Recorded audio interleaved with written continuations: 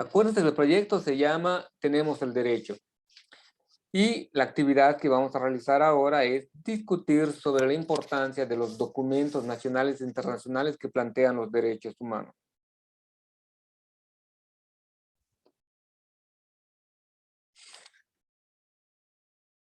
¿Qué derechos menciona el artículo leído de la UNICEF?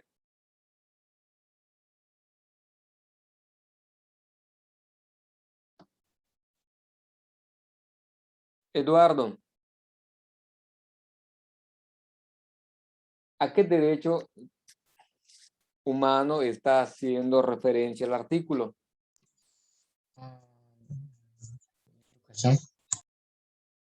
Se apagó su micrófono cuando. ¿A qué derecho? Educación.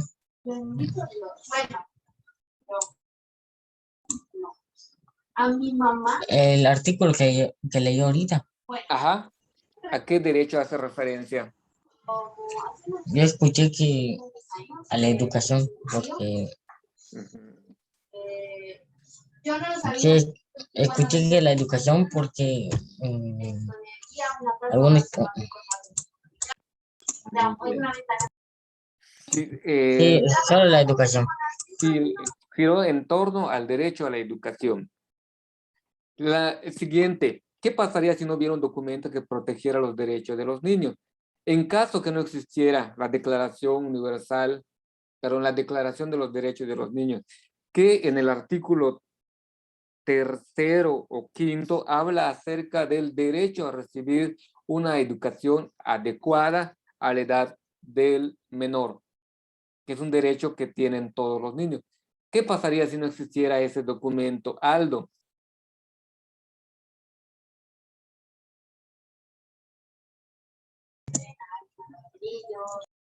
Aldo, ¿qué pasaría si no existiera ese documento del derecho de los niños que protege el derecho a la educación? No podrían ir a la escuela ni recibir educación. Ándale, no hubiese obligación para que los niños estudiaran. Aquí en México, hasta nivel secundaria, y había un proyecto de que nivel bachillerato sea obligatorio. En México, preescolar, primaria y secundaria es obligatorio. Y el papá que no envíe, o el tutor que no envíe a su hijo o a su tutelado a recibir esa educación, está cometiendo un delito. Y puede ser penalizado o castigado con una amonestación, incluso con la cárcel, por no enviar a sus hijos a recibir educación. Eso es muy, muy indispensable que los sepan todos. Y un modo hoy en día de propiciar de que el bachillerato sea obligatorio es que no están permitiendo a gente que no tenga su papel, no sé, ya tiene 20 años, y si no tiene su certificado de bachillerato, no le dan trabajo. De cierto modo, están obligando de que ese documento, certificado de bachillerato, sea obligatorio para todos, para subir el nivel educativo de México. Si no hubiera, como mencionó su compañero Aldo, el Estado, por ejemplo, no pondría escuelas, no daría esas facilidades para el estudio, o no tendría un programa o un plan de estudio. Y los infantes o los menores de edad se irían formando de acuerdo a los criterios que tengan sus papás en casa. Y hace 50 años y más 70 años, muchos papás preferían que los hijos no aprendiesen a leer ni a escribir porque era una pérdida de tiempo. Necesitaban que sus hijos estuvieran con ellos ayudándolos en los oficios que se desarrollaban en ese tiempo. Por ejemplo, si tu papá era abastecedor, que así se le llama a la gente que vende carne, ya sea de puerco o de res, puede incluir hasta los de pollo. Si tus papás trabajaban en eso, tú ibas a aprender a criar, a matar y vender esos animales. Si tu papá era agricultor, ibas a aprender a cómo se limpiaba el terreno, cómo se preparaba la tierra para poder sembrar la sandía, el melón, los elotes, lo que produce para poder sostener a la familia. Si tu papá, por ejemplo, era albañil o era de la construcción, ibas a estar con él para que aprendas cómo se sacan las medidas de la casa, cómo se ponen los cimientos. Era más importante que tú, desde que ya tengas fortaleza física, estuvieses aprendiendo esas labores allá con papá. Estoy hablando de 50, 70 años atrás. Viene una reforma donde la educación es obligatoria y algunos papás se medio rebelaron. Hoy, en plena pandemia, estamos viendo la importancia que tiene el papel de la escuela como un lugar donde los estudiantes desarrollan capacidades sociales y cognitivas. Ustedes aprenden a relacionarse con sus pares, con sus maestros, pero también aprenden el conocimiento que se les va brindando. Si no hubiera este documento, no, el Estado no estaría obligado a estar vigilando a que se cumplan con las metas y propósitos que se tienen. México pertenece a este grupo donde se hace un examen a todos los estudiantes, y así como, bueno, este año no se pudo hacer, el curso de 2019-2020 no se realizó el examen diagnóstico que sirve para medir en qué nivel educativo está México. Posiblemente México no entró en este artículo que acabamos de escuchar. En el caso de Argentina sí hicieron este examen. Que yo me acuerde, cada año se los hacen a tercer año, a sexto año y a tercero de secundaria le hacen el examen. No sé si lo recuerdan ustedes. Llega el de la SEP, les da unos cuadernillos como estos, como este cuadernillo, y ustedes van contestando. Ese examen sirve para medir qué tanto conocimiento han adquirido, y es lo que reportan a la UNICEF. La última pregunta: ¿por qué es importante establecer las necesidades que se deben cubrir para el adecuado desarrollo de los grupos vulnerables? ¿Por qué es importante establecer las necesidades que se deben cubrir para el desarrollo de los grupos vulnerables? En el artículo hablan que los países pobres tienen estudiantes o ciudadanos en edad escolar que no pudieron recibir una educación adecuada en este tiempo de pandemia y se les violentó el derecho a la educación. En nuestra edad podemos pensar que esto no es muy importante, pero años perdidos en educación propicia un rezago en el desarrollo de los países. Imagínense a un policía que no sepa leer adecuadamente o que no conozca adecuadamente las reglas de tránsito.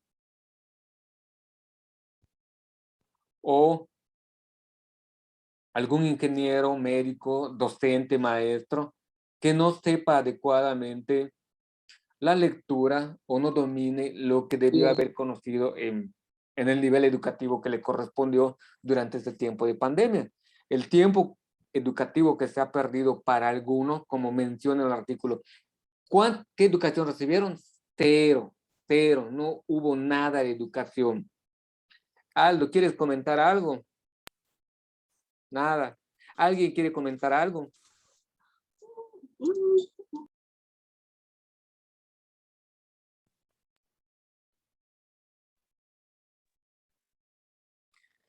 ¿Cuál es la finalidad de los derechos humanos? Andrea, ¿tiene audio? Sí, Puede contestar la pregunta, aunque no prenda su cámara. ¿Cuál es la finalidad de la ley de los derechos humanos? yo creo que es apoyarnos y sobre todo mostrarnos cuáles son nuestras obligaciones, pero también cuáles son los privilegios que nosotros tenemos. También nos enseñan y nos protegen acerca de varias cosas y nos tratan de dar lo mejor para que podamos tener una buena calidad de vida siendo un ser humano. ¿Sí? Una vida digna y una vida humana. Todos tenemos derecho a tener una vida digna y una vida humana, pero debemos saber cuáles son esos derechos. Por ejemplo,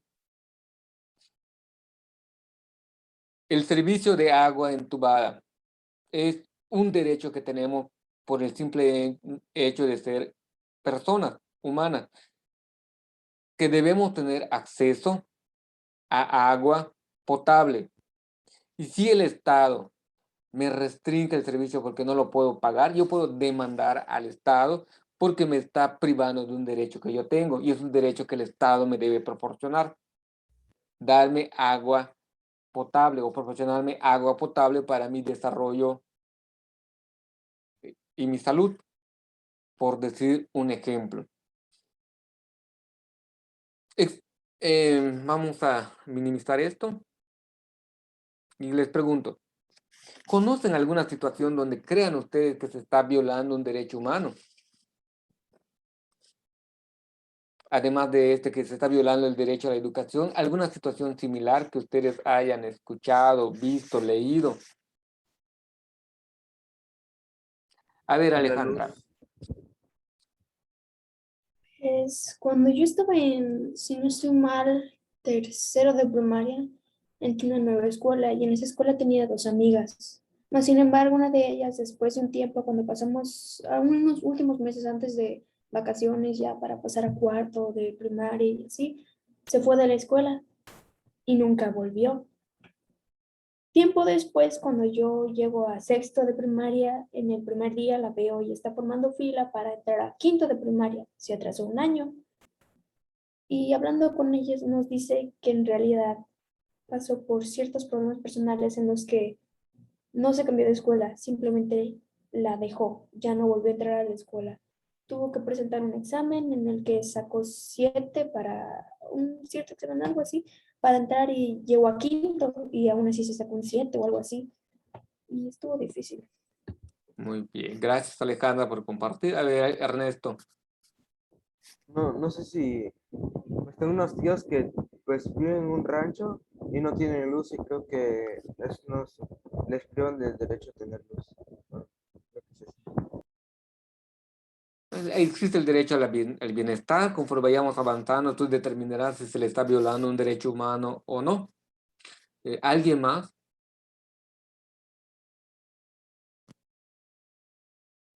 Una vez estábamos en un pueblo y justamente le decían a un niño que él no merecía ir a la escuela porque era un tonto y su mamá nunca lo mandó a la escuela.